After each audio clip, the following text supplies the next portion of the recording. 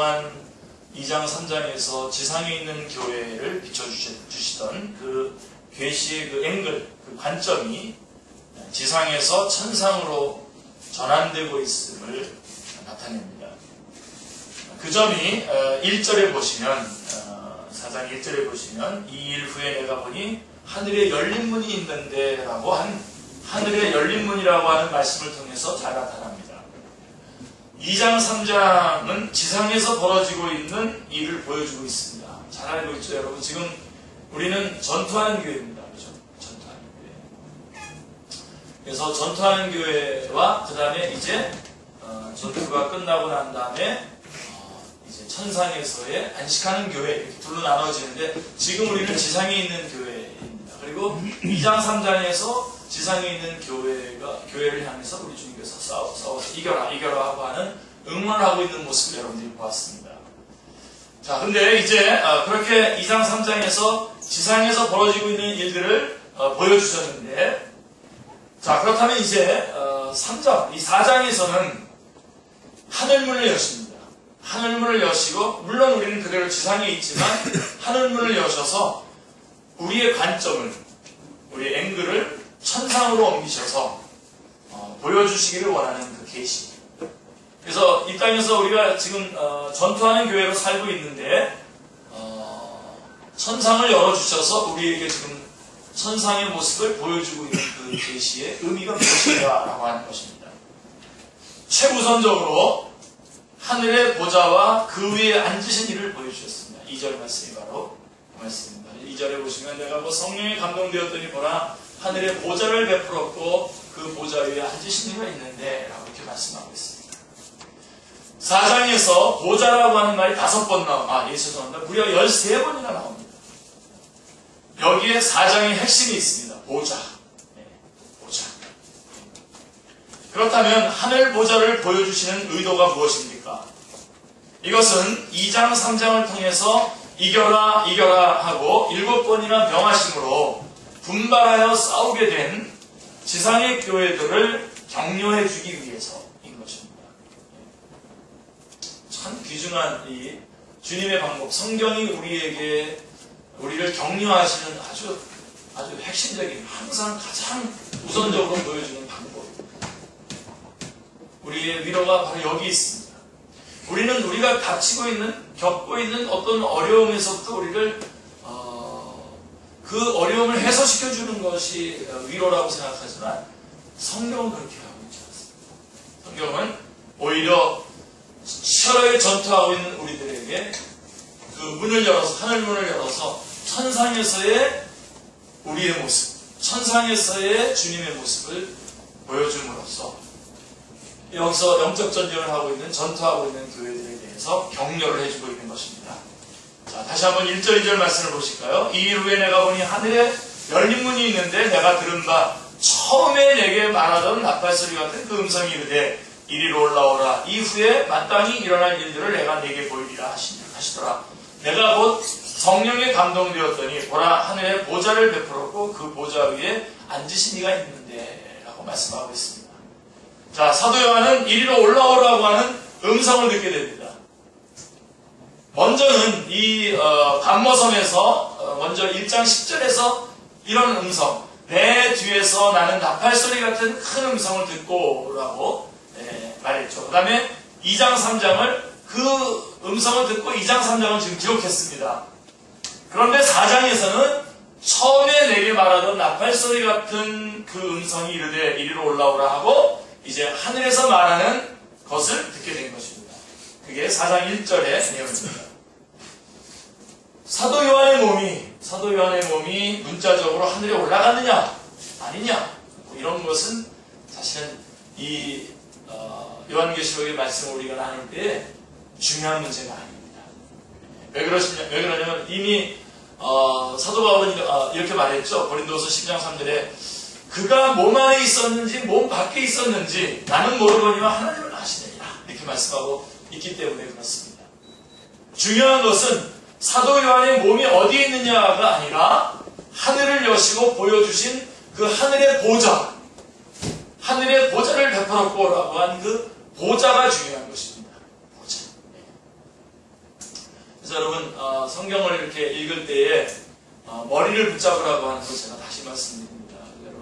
여러분 이런 것들을 붙잡아야지 그 주변의 것들을 붙잡고선 열심을 내다가 힘이 다 빠져가지고 이렇게 중요한 것을 놓치면 안 됩니다. 옛날에 우리 어렸을 때 그 전투라고 하는 영화 있었어요. 아주 나중에도 다시 한번 하기도 했는데 항상 미군이 독일군을 이깁니다. 왜 그러냐면 독일군은 항상 싸우러 가는 동안에 아주 굉장히 열심으로 발을 맞춰서 아주 열심히 갑니다. 가서 가는 동안에 다 지쳐서 싸울 때 집니다. 근데 미군들은 어떻게 하냐면 껌 질겅질겅 씹으면서 총대 위에 뒤에 놔도 질겅질겅 씹으면서 가지만 가서는 열심히 싸운다는 겁니다. 제가 무슨 얘기 하려고 하는 거냐면 오늘 또 연합대 우리 중고등부 우리 유초등부도 있기 때문에 이렇게 말씀을 드렸는데 성경의 아주 중요한 부분 결정적인 부분을 우리가 붙잡아야 되지 그 주변의 것들을 어떻게 해석해도 괜찮은 물론 그 부분에 대해서도 연구하시는 분들이 연구를 해서 정확하게 해석을 해줘야 되겠지만 이렇게도 해석할 수 있고 저렇게도 해석할 수 있는 그런 부분들을 붙잡다가 중심을 놓치면 안 된다는 겁니다. 그러니까 요한이 지금 끌려 올라가서 천상에 올라가서 이것을 듣고 있는 거냐 아니면 그렇지 않냐라고 하는 게 중요한 게 아니라 지금 그 하늘문이 열렸고 거기에 보좌가 있다는 것을 보는 것. 그 보좌가 지금 우리에게 중요한 내용이라고 하는 것입니다. 그래서 요한계시록 4장의 핵심 단어는 단연코 보좌입니다. 보좌. 요한계시록에는 보좌라고 하는 말이 44회나 등장하고 있는데 그 보좌가 4장뿐만이 아니라 요한계시록 전체의 중심에 위치해 있음을 보여주고 있습니다. 사도 요한은 보좌만을 본 게 아니죠. 거기서 뭘 봤습니까? 보좌 위에 앉으신 이가 있었습니다. 2절에 보시면 보좌만 본 것이 아니라 보좌 위에 앉으신 이 하나님을 보았다고 말씀하고 있는 것입니다. 3절에 보면 앉으신 이의 모양이 어떻다고요? 벽옥과 홍보석과 같고 또 무지개가 있어 보좌에 둘렀는데 그 모양이 녹보석 같더라 라고 말씀합니다. 자, 여러분 이 말씀을 이제 벽옥, 홍보석, 벽옥이 뭐지? 홍보석이 뭐지? 무지개 막 해가지고 이제 이거 하면 이것만 가지고도 한 일주일 내내 연구해서 풀이해도 시간이 모자랄 겁니다. 녹보석의 의미가 뭐면 저 같은 사람은 녹보석 본 적도 없는데 녹색으로 된 보석을 녹보석이라고 해서 그러죠. 자, 이 뭘 얘기하는 거겠습니까 이게? 이 말씀 하나하나에다가 의미를 두기보다는 무한하신 하나님의 영광의 모습을 인간의 언어 중에서 최선의 언어로 표현할 수 있는 언어로 표현한 게 하나님의 영광된 모습을 표현한 게 이렇게 표현한 겁니다. 이 모습입니다. 부족합니까 혹시 이거에 대해서? 네, 하여간 제가 좀 보석이나 이런 데서도 좀 전문가가 돼서 이런 것을 잘 풀어줄 수 있으면 좋겠는데 하여간 우리 주님의 모습에 주님의 그 영광된 모습을 제한된 인간의 언어로 최선을 다해서 표현한 것이라고 보면 될 것입니다. 스데반도 이렇게 말했죠. 사도행전 7장 55절. 제가 이 사도행전 7장을 참 좋아하는데 스데반의 신교 55절에 이렇게 말씀했어요. 성령이 충만하여 하늘을 우러러 주목하여 하나님의 영광과 및 예수께서 하나님 우편에 서신 것을 보았다라고 말씀하고 있습니다. 자, 그래서 이제 4절로 가보시겠습니다. 4절에 보시면 또 보좌에 둘려 24보좌들이 있고 그 보좌들 위에 24장로들이 흰옷을 입고 머리에 금관을 쓰고 앉았더라 라고 말씀하고 있습니다. 또 사도 요한이 본 것은 6절에서 24장로들이 흰옷을 입고 24보좌들에 앉아있는 것과 보좌 주위에 네 생물이 있는 것을 보았습니다. 자, 여러분 요한계시록에서는 24장로들과 네 생물이 여러 번 등장합니다. 이거 분명하게 여러분 잡아놓고 나가셔야 됩니다. 24장로들, 그 다음에 네 생물. 이들에 대한 해석이 구구합니다. 구구합니다만은 성경은 24장로들이 누구인지 그리고 네 생물이 무엇인지에 대해서는 침묵한 채 이거에 대해서 풀어서 설명해 주고 있지 않은 채 그들이 하고 있는 임무에 대해서만 말씀드리고 있습니다. 그들이 하고 있는 임무에 대해서. 자, 그러므로 우리는 그들이 하고 있는 임무를 주목해 보면서 이들을 그 임무를 주목해 보면서 그것을 통해서 그가 누구인지를 추론해 볼 수밖에 없죠. 예. 자, 저의 그 임무에 대해서 말을 안 하고 제가 하고 있는 일, 죄송합니다. 그가 누군지. 그래서 제가 만약에 이렇게 늘 계속 설교를 하고 이렇게 하는 걸 보면, 아, 저 사람이 목사구나, 이렇게 알듯이, 그렇게 해서 우리가 추론해 볼 수밖에 없는 겁니다. 먼저 24장로들을 한번 추론해 보겠습니다. 4절에 보면 이렇게 돼 있어요. 흰 옷을 입고 머리에 금관을 쓰고 라고 말씀하고 있습니다. 그리고 하나님 보좌에 둘려 각기 24보좌에 앉아있다 라고 말씀하고 있습니다. 그래서 흰 옷을 입고 머리에 관을 쓰고 하나님 보좌에 둘려 각기 24보좌에 앉아있다고 말씀하고 있습니다. 이거는 뭘 말하냐면 그들이 다스리는 자리에 있다라고 하는 것을 보여주는 것입니다. 또한 보좌에 앉으신 이 앞에 엎드려 세세토록 살아계시는 이에게 경례드린다고 10절은 말씀하고 있습니다. 그렇다면 다스리는 위치에 있으면서 세세토록 주님께 경배하는 그런 사람, 그렇다면 결론은 분명해지는 거죠. 이토록 하나님의 영광에 참여할 수 있는, 그래서 하나님의 영광에 참여해서 하나님을 섬길 수 있는 자가 누굽니까?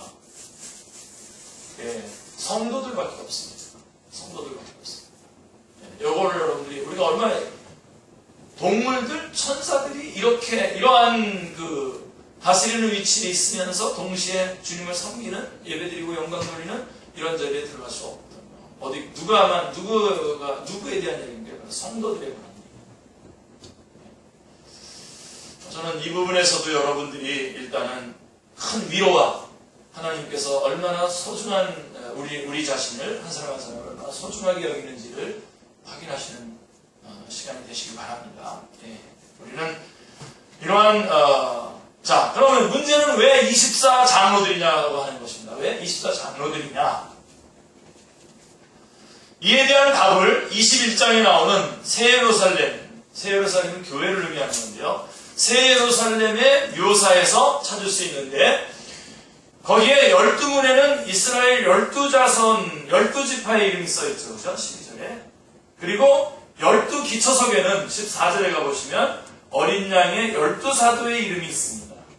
예, 여러분, 이거 한번 여러분들에게 해석해 드렸는데요. 이것은 뭘 얘기하냐면, 구약의 교회를 대표하는 12지파, 이스라엘 12지파의 이름, 그리고 신약의 교회를 대표하는 12사도, 어린 양의 12사도의 이름, 이렇게 합쳐서 본다면 24장로들이란 한마디로 얘기하면 신구약 교회를 총칭하는 묘사입니다. 신구약 교회의 모든 성도들을 대표하는 사람들이라고 할 수 있겠죠. 환난 중에 있는 지상의 교회들에게 하늘문을 여시고 하늘에서 하나님을 섬기고 있는 천상의 교회를 보여줌으로써 위로와 격려를 하고 계시는 것을 보게 됩니다. 이 점이 스데반이 순교를 당하면서도, 사도행전 7장에서 순교를 당하면서도 그가 보라 하늘이 열리고 인자가 하나님 우편에 서신 것을 보더라 라고 하는 말씀에서도 우리가 볼 수가 있습니다. 그는 날아오른 돌들, 하나님 말씀을 전한 것으로 인해서 사람들이 돌을 던져서 죽이려고 할 때에도 인자가 하나님 우편에 서신 것을 보더라 라고 하는 그 모습을 보면서 담담하게 그 순교를 맞이했던 것을 보게 됩니다. 위로를 받고 순교를 하고 있는, 천사열교를 하고 성령이 충만하여 순교를 당하고 있는 모습을 보게 됩니다. 이보다 더 큰 위로와 격려는 없는 것입니다. 우리 그리스도인에게 있어서 하늘에 대한 소망, 그리고 천상의 모습을 볼 수 있다고 하는 것은 최고의 격려와 위로가 되는 것입니다. 이 땅에서도 우리가 천상을 바라보면서 살아가시는 여러분들 다 되시길 바랍니다. 그 다음에 네 생물인데요. 이 네 생물은 6절에 보면 이렇게 되어 있습니다. 보좌 가운데와 보좌 주위에 네 생물이 있는데 앞뒤에 눈들이 가득하다 이렇게 되어 되어 있습니다. 예. 또한 8절에 보면 각각 6날개를 가졌다 그랬어요. 6날개. 예. 꼭 기억하세요. 6날개를 가졌고 그 안과 주위에는 눈들이 가득하더라. 눈들이 가득하더라 그랬어요. 좀 징그럽습니까? 아니면 어떻습니까? 눈들이 가득하더라. 그들이 밤낮 쉬지 않고 하나님을 찬양하고 있다고 말씀하고 있습니다. 그렇다면 결론은 이렇게 하나님을 수정하고 있는 존재란 천사라고 볼 수밖에 없다는 것입니다. 하나님을 수정하는 존재. 그래서 이들은 하나님의 보좌 주위에서 섬기는 특별한 임무를 맡은 특별한 천사들이라고 말할 수 있을 것입니다. 24장로들과 내생물의 큰 차이는 24장로들은 금관을 쓰고 있고요. 반면에 생물들에게는 금관이 아니고 뭐가 있다고요? 눈들, 예, 날개도 좋고요. 눈들이 있습니다. 눈들. 이 차이점입니다.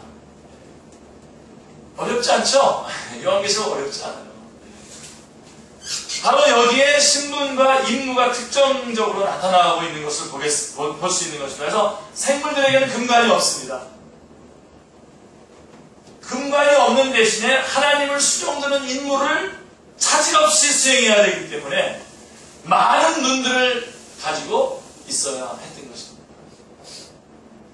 얼마나 많은 눈인지 그냥 많은 눈이라고 되어 있기 때문에 알 수가 없습니다. 이것은 하나님을 섬기는 일에 차질 없이 그 일을 수행하기 위해서 많은 눈들이 있어야 했던 것입니다. 여기에 중요한 요점이 있습니다. 생물들이 천사가 만든다면 왜 그들은 천사장이라고 하는 이름으로 말하지 않고 생물이라고 말씀하고 있는 것입니까? 굉장히 중요한 의미가 있죠. 생물이란 사전에 의하면 살아있는 것, 동물, 심지어는 야수라고까지 되어 있습니다. 요한계시록에서 천사들이 많은 활동을 한다고 하더라도 여러분 여기서 천사들하고 우리를 구분을 잘 할 수 있어야 됩니다. 천사들이 많은 활동을 하고 있다고 하더라도 굉장히 중요한 일들을 담당하고 있다고 하더라도 궁극적으로는 히브리서 1장 14절에서 말씀하는 것처럼 모든 천사들은 뭐라고요? 섬기는 영으로서 구원받을 상속자들을 위하여 섬기는 자다에 지나지 않는다는 것을 나타내기 위한 것입니다. 요즘에 여러분 잠깐만 거론하고 나가고 싶은데 천사를 숭배하는 그룹들이 많이 생겨나고 있습니다. 근데 여러분 여기 뭐라고 얘기하고 있죠? 성경에서는 천사들은 하나님의 사람들, 우리들을 섬기는 자일 뿐이라고 하는 것입니다. 그래서 천사장이라든지 뭐 이런 이름을 붙인 것이 아니라 그냥 내생물이라고 이름을 붙인 것입니다. 궁극적으로는 24장로들과 내생물을 통해서 보여주기를 원하시는 것은 주님께서 우리에게 보여주기를 원하는 것은 장로도 아니고 생물도 아니고 하나님 나라에서 세세 무궁토록 하나님 아버지를 찬양하며 섬길 우리 성도들 자신을 말씀해 주고자 하는 것입니다. 그래서 그들에게 어떤 그런 이름들을 붙이고 있지 않습니다. 지금은 24장로들과 생물들이 내생물이 섬기고 있는 것이지만 이것은 상징이고 궁극적으로는 누가? 바로 성도들인 우리들이 하나님 보호자 앞에서 하나님께 영광을 돌리며 하나님을 섬길 것입니다. 그것을 보여주고 있는 거죠. 지금 이거는 상징일 뿐입니다. 하나님의 나라가 완성되는 날 하나님을 찬양하며 섬기는 복스러운 목숨, 그래서 하나님께 어린 양의 피에 그 옷을 씻어 희귀한 성도들, 주님의 고난에 동참하여 승리한 성도들이 금관을 쓰고 보좌에 앉아서 밤낮 하나님을 섬기게 될 것을 암시하기 위해서 그들을 다만 뭐라고 얘기하냐면 생물들이라고 부르고 있는 것입니다. 하나님의 이 섬세한 배려, 섬세한 그 나타남을 여러분들이 주목하시기 바랍니다.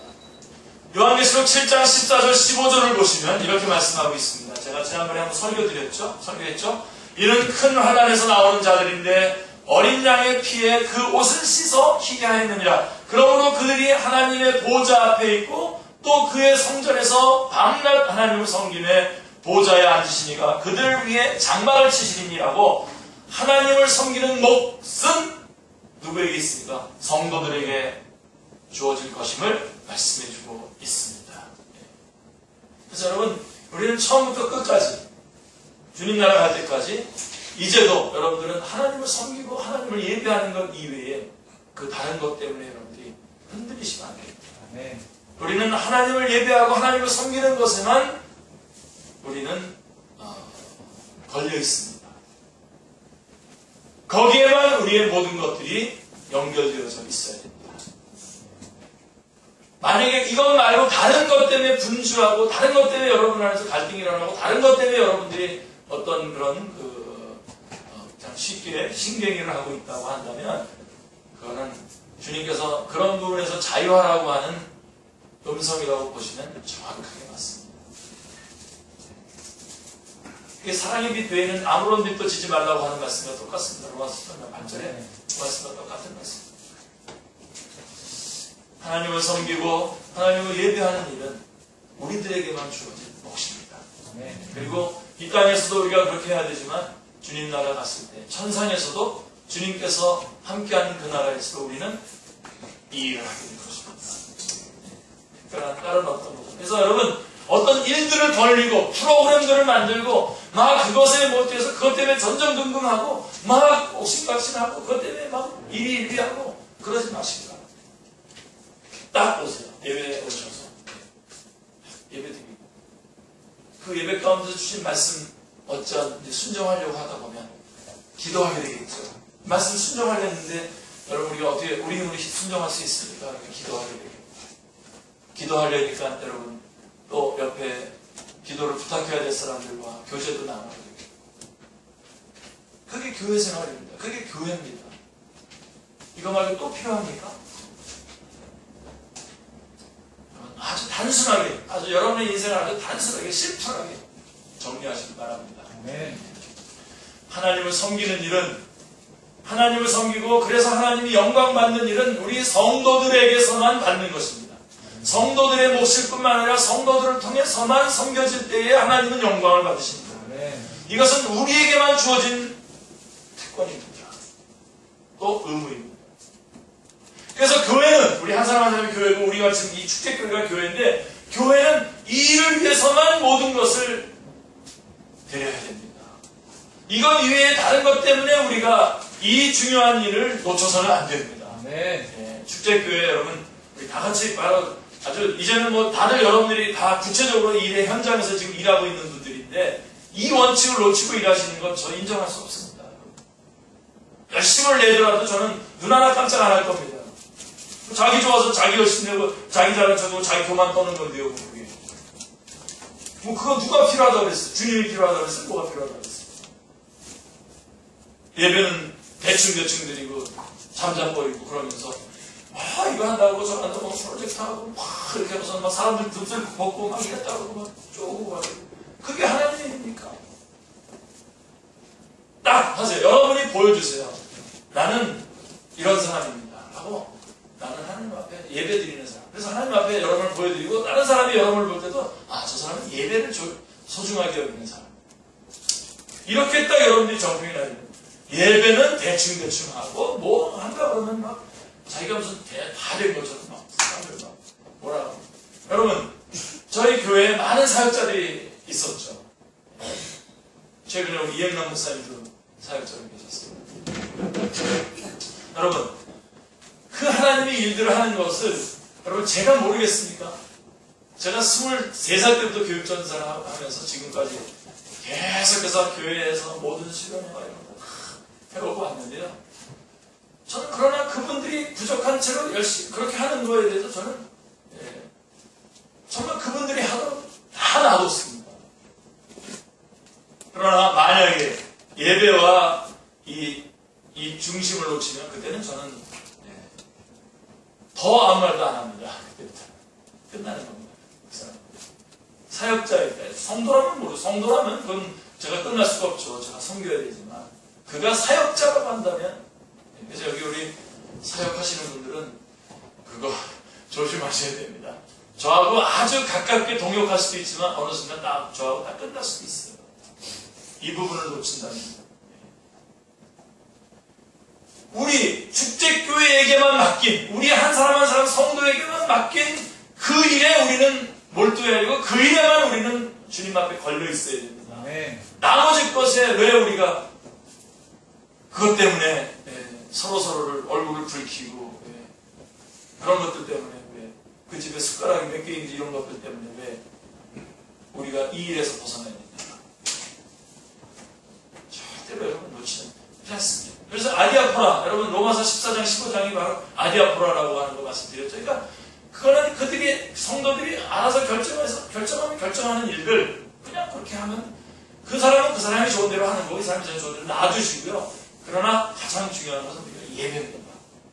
그래서 지금도 보여주시는 거예요. 이렇게 많은 지상에서의 지금 전투를 하고 싸움을 하고 있는데 이 천상의 모습을 보여주면서 주님께서 우리에게 말씀하시려고 하는 건 뭐냐면 자, 천상에서 가장 소중한 게 이거다. 지금 너 하고 있는 걸 한번 다시 한번 점검해봐라. 버릴 거 버리고 다시 붙잡을 거 붙잡아라. 이 말씀인 거죠. 성령님께서 여러분 안에서 정말 이것이 절박하게 여러분에게 다가가시길 바랍니다. 절박한 마음으로 여러분이 여러분에게 지금 절박한 것이 무엇입니까? 이 짧은 생애 동안 주님께서 이 땅에서 성령님 함께 해주시고 기도하면 응답해 주시는 그런 능력을 우리 가운데 주시면서 우리에게만 맡기신 그 일을 내가 해내고 있느냐, 그 예배에 내가 지금 집중하고 있느냐가 됐느냐 안 됐느냐에 우리의 관심이 있고 그것 때문에 우리가 일일이 해야죠.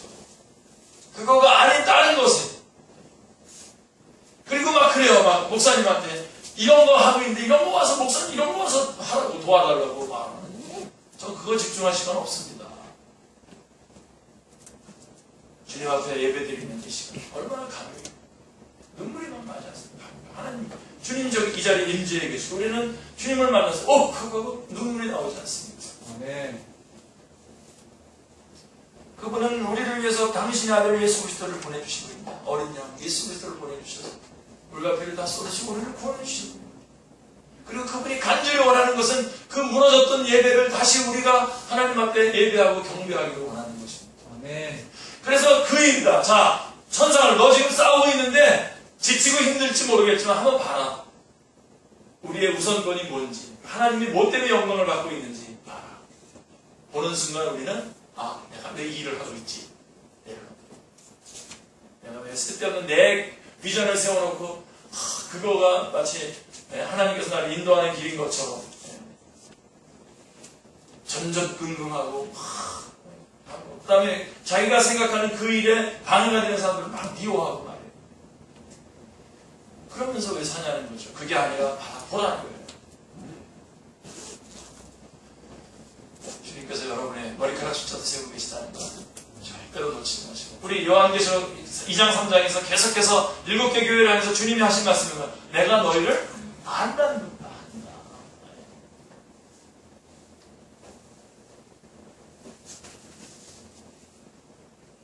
그래서 하나님을 섬기는 몫은 누굽니까? 우리 성도들에게 있다는 사실을 절대로 놓치지 마시고 어느 순간에 어느 상황에 처하더라도 하나님을 예배하는 것을 절대로 놓치지 마시고 거기서부터 여러분의 모든 것들을 진행하십시오. 여러분의 사업장도 예배로 시작하시고요. 여러분의 직장생활도 여러분이 공부할 때도 세상적인 학문을 공부할 때도 그 다음에 여러분들이 이런저런 인간관계를 할 때에도 먼저 여러분 잠시 묵도하고 잠시 하나님 앞에 기도하고 하나님 앞에 예배드리고 하나님 오늘 이 사람을 만날 텐데 이 사람 만나는 걸 통해서 주님 영광 받아주십시오 라고 하고 만나면 얼마나 좋겠습니까? 그런 삶을 우선적으로 감당하도록 하나님께서 우리 성도들에게만 맡긴 사명입니다.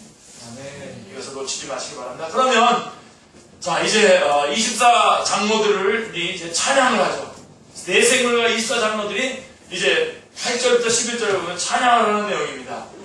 다 읽고 싶습니다. 제가 읽어드릴게요. 네 생물은 각각 6날개를 가졌고 그 안과 주위에는 눈들이 가득하더라. 그들이 밤낮 쉬지 않고 이르기를 거룩하다 거룩하다 거룩하다 주 하나님 곧 전능하시니여 전에도 계셨고 이제도 계시고 장차 오실 이시라 하고 그 생물들이 보좌에 앉으사 세세토록 살아계시는 이에게 영광과 존귀와 감사를 돌릴 때에 24장로들이 보좌에 앉으신 이 앞에 엎드려 세세토록 살아계시는 이에게 경배하고 자기의 관을 보좌 앞에 드리며 이르되 우리 주 하나님이여 영광과 존귀와 권능을 받으시는 것이 합당하오니 주께서 만물을 지으신지라 만물이 주의 뜻대로 있었고 또 지으심을 받았느니라 하더라. 아멘. 네. 이처럼 사도 요한에게 하늘 보좌와 보좌에 앉으신 이를 보여주고 24장로들과 네 생물들이 찬양과 경배를 드리는 광경을 보여주는 의도가 무엇입니까?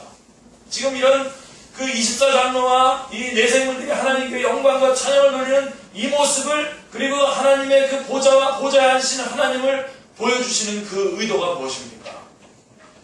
사도 요한이 본 계시는 이사야서 6장 기억나시죠? 그죠? 거룩하다 거룩하다 이사야서 6장 그 다음에 에스겔서 1장의 반영이라고 해야 됩니다. 그래서 여러분 요한계시록을 알려면 성경 전체를 다 알아야 됩니다. 잘 알아야 됩니다. 이 부분에 여러분 열심을 내셔야 되는데 네. 하나님께서 이사야 선지자, 에스겔 선지자, 그 다음에 사도 요한에게 하늘 보좌를 계시하며 주실 때에는요 다 공통점이 있습니다. 이 장면들을 주실 때 공통점이 뭐냐면 하나님의 백성들이 난국에 처했을 때에 보여주셨던 장면이라는 것입니다. 공통점입니다. 지금 여러분 오늘 우리들이 영적 전쟁을 하고 있는 가운데 우리는 사실은 참 굉장히 많은 적들에 의해서 지금 참 어려운 가운데 처해 있는 상황 아닙니까? 이것은 오늘 우리들에게도 그대로 적용되는 말씀인 것입니다. 이사야 선지자는 우시야 왕이 죽던 해에 내가 본즉 주께서 높이 들린 보좌에 앉았다라고 말씀하고 있습니다. 우시야 왕이 죽었을 때에 여러분 이사야 선지자는 왕족이죠. 우시야 왕하고 이게 친척 관계입니다. 자기의 친척인 왕이 죽었어요. 선지자가 저는 좀 왕을 의지하면서 좀 권세 있게 좀 했는데 이제부터는 어떻게 해야 됩니까? 독립해야 됩니다. 독립. 그리고 그 배경들, 그 어려운 상황들을 말해주고 있는 것이죠. 그 다음에 에스겔 선지자는 내가 바벨론에 있는 그발강가에 사로잡힌 자 중에 있을 때에 하늘이 열리며 하나님의 모습이 내게 보이니 라고 배경을 설명해주고 있습니다. 그발강가에 바벨론 지금 포로에 있는 상태에 있을 때에 에스겔에게 보여주시는 환상입니다. 사도 요한도 어디 있는 겁니까 지금? 하나님의 말씀과 예수를 증언했으므로 하나님의 말씀과 예수님을 증언한 것 때문에 지금 핍박받아가지고 어디로 지금 반모라고 하는 섬에 유배되어 있을 때에 이 광경을 보게 된 것입니다. 이런 배경에서 하늘 보좌를 계시하여 주신 의도는 모든 주권이 하늘 보좌에 앉으신 하나님께 있음을 보여주기 위한 것입니다. 다시 한번 이 부분도 여러분 꽉 붙잡으십시오. 하늘 보좌를 볼 때에 우리 이 땅에서의 우선권과 버려야 될 것과 잡아야 될 것들을 가르쳐 주실 것을 뿐만 아니라 그 하늘 보좌에 이런 어려운 가운데에 하늘 보좌의 모습을 보여준 것은 이 모든 것의 주권이 하늘 보좌에 계신 하나님께 있다라고 하는 것을 우리에게 분명하게 보여주기 위해서인 것입니다. 지상의 왕은 죽고 갈리어도 하늘 보좌에 계신 하나님은 영원하시며 저들이 바벨론의 포로가 되어 있으나 하나님께서 주권적으로 돌아오게 하실 것이라고 하는 소망과 지금 신약교회가 로만 나라의 황제 숭배와 로만 나라의 황제 숭배와 유대인들의 회방 가운데 그래서 박해를 당하고 있지만 최후 승리는 교회에게 있을 것임을 확신시켜 주기 위해서인 것입니다. 아멘. 내가 붙잡고 있다니까. 저는 이 장면을 보면서 꼭 이런 생각이 들어요. 우리가 이긴 축구, 우리나라가 이긴 축구를 재방송 볼 때의 마음과 똑같습니다. 이건 이겼어요. 마지막에 이겼는데 보면 중간에 막 골 먹을 그런 위기도 있고 막 어려움도 있고 그렇지만 보면서 어때요 우리 마음속에?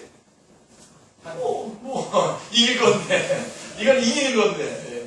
제가 박찬호 야구 좋아하고 요새는 유현진 야구 좋아하는데 박찬호가 승리한 그 게임에서 그걸 재방송 볼 때 위기에도 몰리고 말루에 막 위기에 몰리기도 그러지만 그냥 보는 거죠.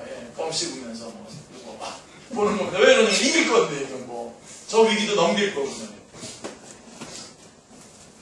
그것을 얘기하는 거예요. 그리고 이 모든 것을 주관하고 계시는 분이 하나님이시다라고 하는 것을 그 보좌를 통해서 그 왕권을 보여줌으로써 하나님의 주권을 우리 가운데 밝히 보여주심으로써 이 땅에서 우리가 겪고 있는 이러한 어려움들은 순간적인 것이고 결국은 주님께서 승리하실 것이고 우리는 그 승리의 그 당사자로 주님 앞에 서게 될 것이다 라고 하는 것을 보여주시는 것입니다. 그래서 4장을 통해서 보여주시기를 원하는 것은 장래에 되어질 일만 보여주는 게 아니라 사실은 장래에 될 일을 보여줌으로써 지금도 여기서 승리할 수 있도록 주님은 이 광경을 통해서 지금 사도 요한이 어디에서 무엇을 하고 있는가를 보여주시려고 하는 것입니다. 지금 너가 지금 이런 상황에 놓여 있는 것은 이것은 이 승리의 한 과정에 지금 있는 것이다 라고 하는 것을 보여줌으로써 지금 살아가고 있는 동안 널브러지거나 절망하거나 이렇게 하지 말라는 겁니다. 버텨내시고 이겨내시고 싸워내시고 가야 될 때 가시고 전화가 올 때는 거시고 또 말 들어야 될 거는 여러분 실수해서 말 들을 건 들어내시고 하면서 이 싸움을 싸워내셔야 됩니다. 그냥 아니다 이런 세상 내가 안 되겠다 가지고 방에 들어가서 있다가 햇빛 못 쬐고 그러지 마시고요. 딱 나가서 버티시고요. 뭐라 그러면 그러세요. 나 그런 사람이요. 그렇지만 나의 구속자가 살아계셔. 어디 무슨 그거 생각나요? 욥기서 생각나시죠? 친구들이 와가지고 네가 죄 없이 이렇게 당하겠냐? 그랬을 때 그래 맞아. 그렇지만 구속자가 계셔. 할렐루야. 아무리 떠들어봤자 결국 승리자는 나다. 이렇게 여러분들이 붙잡길 바랍니다. 자, 그리고 요한은요 사도지만요 또 뭐라고 되어 있습니까? 베드로전서 5장 1절에 보면 장로입니다. 장로. 그런데 장로 요한은 원래 사도 요한이지만 장로 요한이라고 지금 제가 이것을 베드로전서 5장 1절을 가지고 왔는데요. 하나님 보좌에 둘러서 24 보좌들이 있고 그 보좌들 위에 24 장로들이 흰옷을 입고 머리에 금관을 쓰고 앉아있는 광경을 본 것입니다. 어떻겠습니까? 지금 장로 요한이 하늘을 보니까 거기에 보좌가 있고 그 보좌에 하나님께서 앉아 계시고 그 주변에는 24 장로들이 지금 있단 말이에요. 물론 지금 여기서 말하는 장로는 오늘날의 장로의 개념보다는 좀 다릅니다. 여러분 저도 장로입니다. 그죠? 원래 교회는 장로가 있어서 말씀을 전하는 장로를 목사라고 하고 치리를 담당하는 장로를 장로라고 하죠. 우리도 지금 저는 정말 이제야말로 저희들 안에 꼭 장로님도 필요하고 꼭 그런 줄 믿습니다. 이런 말이 믿는데 하여간 그런 의미하고는 좀 다르지만 지금 여기서 장로라고 말하는데 장로로서 이것을 본 사도 요한의 심정이 어떠하겠습니까? 장로로서 장로들이 거기서 섬기고 있는 모습을 볼 때 어떤 마음이 들었겠습니까? 사도 요한은 주님께서 잡히시던 날 밤에 이렇게 말씀했어요. 누가복음 22장 28절 30절에 보면 너희는 나의 모든 시험 중에 항상 나와 함께한 자들인즉 주님께서 말씀하시는 것입니다. 내 아버지께서 나라를 내게 맡기신 것과 같이 나도 너희에게 맡겨 너희도 내 나라에 있어 내 상에서 먹고 마시며 또한 보좌에 앉아 이스라엘 12지파를 다스리게 하려 하노라 라고 하셨던 그 주님께서 하신 말씀을 아마 이 시간에 상기했을 것입니다. 기억해서 그 말씀이구나 바로 이 말씀. 그렇습니다. 하나님은 사도 요한에게 하늘 보좌에 앉아있는 장로 요한 자신의 모습을 보여주시기를 원하셨던 것입니다. 사도 요한은 자신이 반모섬에 유배되어 있는 몸이면서도 동시에 지금 어디 있습니까? 지금 자기는 이 반모섬에 유배되어서 아무것도 하고 있지 못하고 있는 사람이지만 동시에 그는 지금 어디 있습니까? 천상에서 하늘에 안심과 된 몸이 되어 있는 것입니다. 이러한 놀라운 경이로운 사실을 보게 된 것입니다. 그리고 이 영광스러움은 사도 요한에게 국한된 것이 아니죠. 성령님께서 이것을 거룩해 하심으로 어떻게 한다고 했어요? 읽는 자와 듣는 자들도 공유할 수 있도록, 그래서 공유란 말 잘 쓰죠. 공유할 수 있게 해주신 것입니다. 함께 참여할 수 있게, 우리도 참여할 수 있게 하십니다. 여러분 마음껏 적용하시기 바랍니다. 우리의 모습이 지금 여기에 있지만 우리가 지금 천상에서 지금 주님을 섬기고 주님께 영광을 돌리고 있는 이 모습을 함께 보실 수 있기를 바랍니다. 마음껏 적용하시고 마음껏 공유하시기를 기도합니다. 이것은 2장 3장의 여러 처지와 형편에 놓여 있는 교회들로 하여금 자신들이 세상에 살고 있으나 세상에 속한 자가 아니요 그리스도와 함께 하늘에 안침과 되었다는 천상의 관점을 갖게 하시려는 것입니다. 여러분 오늘부터 여러분의 시선을 바꾸시길 바랍니다. 여러분으로부터 보고 여러분을 보고 세상을 보고 하나님을 보는 어리석은 자리에 들어가지 마시길 바랍니다. 항상 어디서부터 보냐면 하나님으로부터 하나님을 보고 그 안에 있는 나를 보고 그 다음에 그 안에 있는 나로서 세상을 보시기 바랍니다. 아멘. 이게 12명의 정탐꾼 중에서 10명의 정탐꾼과 여호수아 갈렙이 다르게 본 것과 똑같은 겁니다. 여호수아 갈렙은 어디서부터 왔습니까? 하나님의 약속과 하나님의 시선을 가지고 자기를 보고 자기를 보니까 어떻게 돼요? 점점 빵빵 우러나잖아요. 그래서 그 가나안 땅을 보니까 어떻게 됐습니까? 우리의 밥이다 그랬었어요. 근데 10명의 정탐은 어떻게 했어요? 먼저 세상을 본 거야. 그 성들과 그 안악자손들, 장대한 안악자손을 보니까 그리고는 자기를 보니까 어떻게 됐어요? 네, 메뚜기 같이 보이는. 그리고는 하나님을 보니까 그냥 하나님 너무 하시는 거 아니야? 그래서 하나님이 짜증을 내는 거죠. 여러분 우리 시선을 오늘 요한계시록 4장은 시선을 바꾸라는 거야. 요한계시록 4장은 시선을 바꾸라는 거야. 하나님으로부터 보기 시작하라. 아멘. 네, 아멘. 덮으시길 바랍니다. 그래서 사도 바울은 이렇게 얘기했어요. 옥중에 있으면서도 사도 바울은 이렇게 말씀했어요. 바깥에 있는 성도들에게 이렇게 격려했습니다. 고로서 3장 1절로 3절. 이걸 같이 한번 여러분들에게 주신 말씀을 같이 한번 읽겠습니다. 그러므로 너희가 그리스도와 함께 다시 살리심을 내 것을 찾으라. 거기는 그리스도께서 하나님 우편에 계시느니라.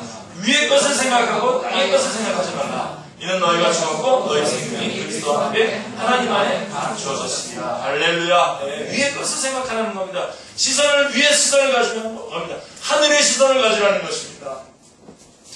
그래서 한 사람의 장로가 아니라 구약의 12지파와 신약의 12사도들을 상징하고 있는 것으로 여겨지는 24장로가 보좌에 앉아있는 광경을 보여주신 것입니다. 그래서 우리는 죽어야 천국에 가는 줄 알고 있지만 주님은 우리가 이미 주와 함께 하늘에 앉아있는 시민권자임을 깨달으시기를 원하시는 것입니다. 네.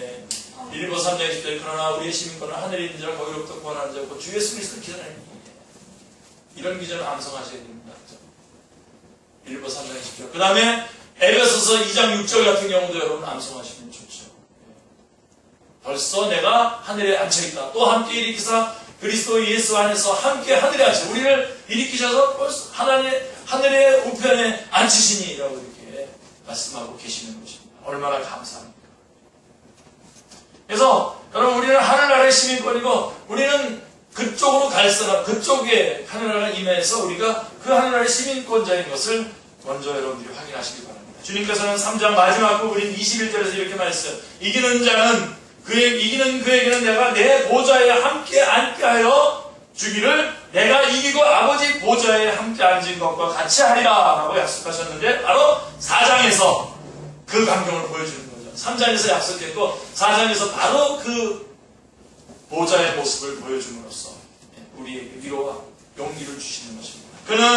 이는 장차되어질 일이지만은 믿음 안에서 우리는 이미 하늘 보좌에 앉아있는 것입니다. 할렐루야. 네. 이처럼 교회를 대표한 24장로들과 만물을 대표하는 천사들로 이어지는 대생물들이 하나님을 찬양하며 경배하는 천상의 교회의 모습을 보여줌으로써 2장, 3장에 등장하는 지상의 교회들이 현실적으로 환란 중에 있다고 하더라도 믿음으로는 이미 그리스도와 함께 하늘에 안침받은 존재임을 확인시켜 주고 있는 것입니다. 네.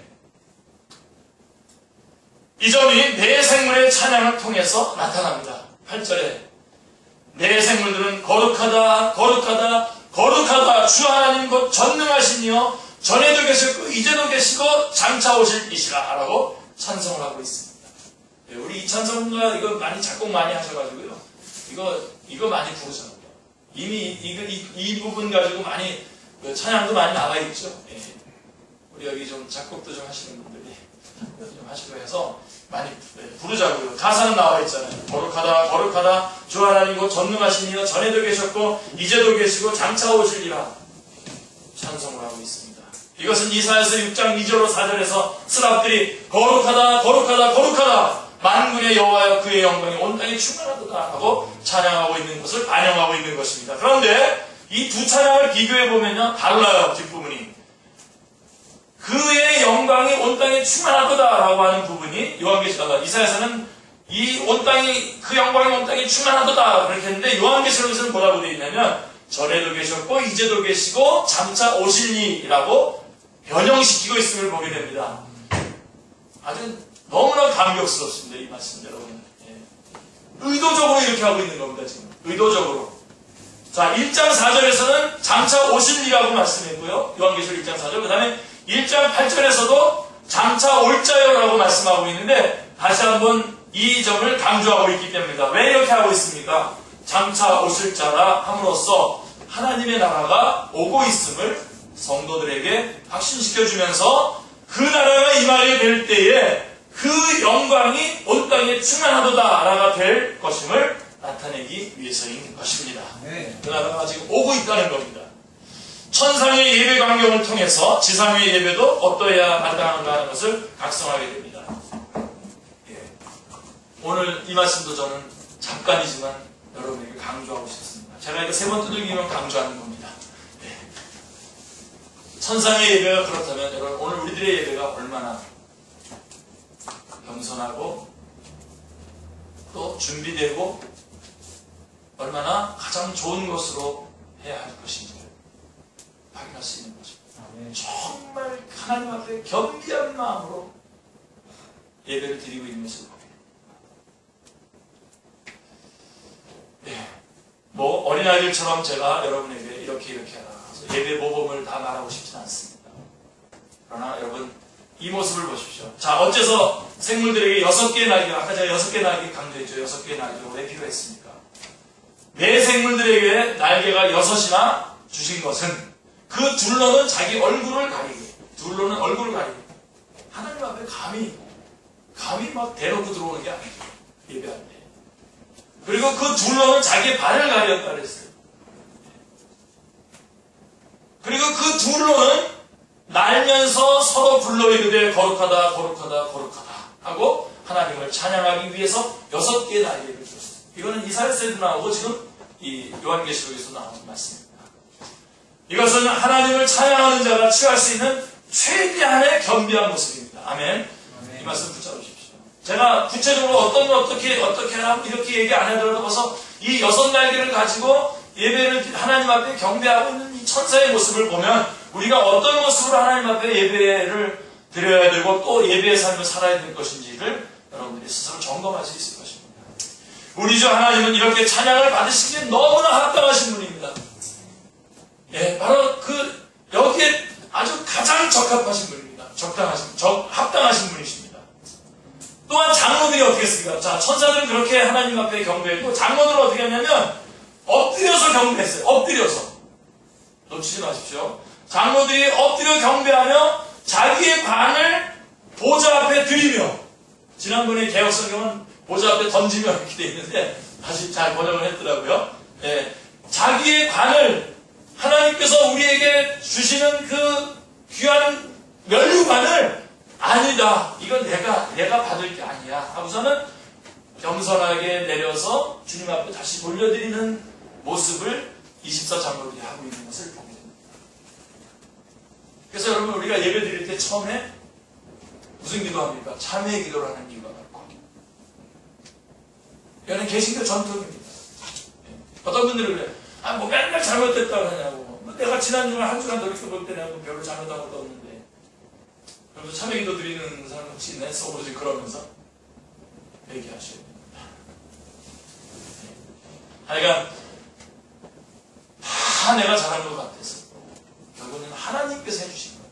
그래서 다시 하나님께 올려드립니다. 이게 예배입니다. 이게 하나님을 경배하는 자가 취할 수 있는 최대한의 경외하는 자세가 바로 그 보좌, 그 면류관을, 그 금관을 다시 돌려드리는 겁니다. 자신들에게 씌워주신 면류관은 자신들이 받아야 할 것이 아니라 마땅히 받으셔야 할 하나님께 돌려드려야 할 함을 장로들은 깨달았던 것입니다.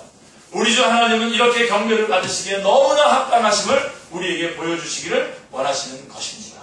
아멘. 네. 하나님은 어찌하여 영광과 존귀와 능력을 받으시는 것이 합당하시다고 말씀하고 있습니까? 찬양의 핵심이 뭡니까? 자, 그래서 여러분 우리 축제교회 오늘 찬양도 점검하셔야 돼요. 제가 뭐 이 찬양은 되고 이 찬양 안 되고 저는 그런 말을 안 할 겁니다. 그러나 찬양의 내용을 잘 보세요. 어떤 걸 찬양할 것인지 잘 보십시오. 수평적으로 서로를 위로하고 이러는 것들로 찬양 시간을 그렇게 보내지 마십시오. 그리고 정말 또 하나 부탁드립니다. 찬양 드리는, 예배 드리는, 찬양 드리는 이 시간에 왜 서로서로 인사시키고 서로서로 이거 하라 그럽니까? 아예 그럼 찬양 시간이 아니라 딱 들어가기 전에 인사하라 그러고 찬양합니다 그러면 그때 바로 찬양을 하시든지. 찬양 시간을 해놓고 왜 주의를, 시선을 다시 주님께가 아니라 다시 우리에게 돌리냐고. 하긴 합니다. 저도 그렇게 인도하시는 분들 앞에 뭐 여러 모임에 가니까 그렇게 해서 하긴 하는데, 근데 보니까 뭐 그런 거 가르쳐 주시던데요. 그 학교가 있어요. 학교가 있어서, 제가 나가서 강의하는 그 단체에도 보면 그거 다 학교가 있어가지고 그거 다 가르쳐 보니까 그런 내용들을 다 가르쳐 주고 있더라고요. 그렇게 훈련 받아놓고 와서 멋이 들어가지고, 자기 멋이 들어가지고 찬양에 인도하게 되는 겁니다. 시간은 하나님 앞에 영광 드리는 시간, 예배 드리는 시간이에요. 찬양을 인도하는 자나 찬양을 함께 하는 자들이 주인공이 되면 안 됩니다. 절대로. 하나님께 올려줘야 됩니다. 그분 앞에 우리는 얼굴도 가려야 되고 발도 가려야 되고요. 오직 우리 안에서는 그분을 거룩하다라고 찬양해야 되고요. 주어진 면류관도 벗어서 그분에게 드려야 되는 그런 시간입니다.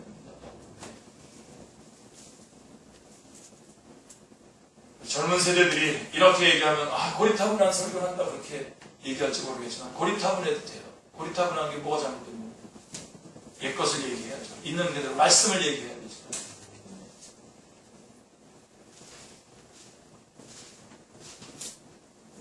찬양의 핵심이 장로들은 이렇게 얘기했어요. 자, 그리고 그 찬양의 내용을 잘 보세요. 만물을 지으신지라. 장로들은 만물을 지으신지라. 우리 주 하나님의 영광과 존귀와 권능을 받으시는 것이 합당하니 주께서 만물을 지으신지라. 주님이 창조주시라는 겁니다. 창조주 하나님이시라는 겁니다. 믿음을 얘기할 때도 히브리서 11장에도 믿음을 얘기할 때도 제일 먼저 나오는 믿음이 뭔지 아세요? 창조의 믿음입니다. 하나님께서 이 천지 만물을 창조하셨습니다. 근데 내생물은 뭐라고 얘기하고 있어요? 뭘 찬양의 제목으로 삼고 있어요? 전에도 계셨고 이제도 계시고 그 다음에 장차 오실 자 라고 8절에서 찬양을 하고 있음을 보게 됩니다. 합쳐볼게요. 이 두 팀의 찬양을 합치면 어떻게 됩니까? 천지를 창조하신 창조주께서 오신다는 겁니다. 오셔서 이 역사의 모든 것들을 마무리하실 겁니다. 승리로 이끌어 가실 것이라는 겁니다. 요한계시록은 오고 계신 하나님, 오고 계신 하나님, 오고 계시는 주님을 증거하고 있는 것입니다. 왜 그렇습니까? 재창조. 요한복음 19장 30절에서 다 이루었다라고 말씀하신 그 주님의 이루어 놓으신 그 재창조의 역사가 이제 완성을 해야 되기 때문에 그렇습니다. 그래서 주님께서 오시는 겁니다. 창조주가 오신다. 뭐하러? 재창조를 오시는 거죠. 그래서 24장로는 창조를, 그 다음에 내생물은, 이 자연 모든 만물은 그분의 오심을. 할렐루야. 그러므로 우리는 이제 요한계시록 5장에서 그 재창조가 어떻게 해서 가능해졌는가를 살펴보게 될 것입니다. 기도하겠습니다. 하나님 아버지, 오늘 말씀을 통해서 이 땅에서 저희들이 전투하는 교회로 싸우고 있지만, 그러나 저희들에게 천상의 모습을 보여주심으로 말미암아 우리의 시선을, 우리의 우선권을 정리시켜 주실 뿐만 아니라 우리의 이 모든 싸움에 주님께서 주권적으로 개입하시고 주님이 승리케 하셔서 결국은 주님 앞에 나가 영광과 찬양을 돌리는 복된 자리에 설 것을 저희들에게 보여주시는 것. 그로 인해서 하나님 이 땅에서 영적 전쟁의 승리를 거머쥐도록 저희들을 격려하고 계시는 것을 저희들이 보게 해주셨습니다. 하나님, 저희들의 예배하는 자세를 다시 한번 정리할 수 있게 해주시고, 하나님, 주님께서 다시 오신다는 사실을 한순간도 잊어버리지 않도록 저희들을 인도하여 주시옵소서. 저희가 이 땅에서 고난을 당하지만, 영적 전쟁을 수행하고 있지만, 천상에서의 승리의 모습을 붙잡게 해주시고 천상에서의 주님의 주권, 보좌에 계신 주님의 왕권, 그 주권이 주님 앞에 있음을 저희들이 분명히 보게 하여 주시고 하나님, 주님께서 재창조의 역사를 이루기 위해서 이 땅에 오실 것을 저희들이 목이 터져라 찬성으로 주님 앞에 영광 돌릴 수 있도록 인도하여 주시옵소서. 주 예수 그리스도의 이름으로 기도드리옵나이다. 아멘.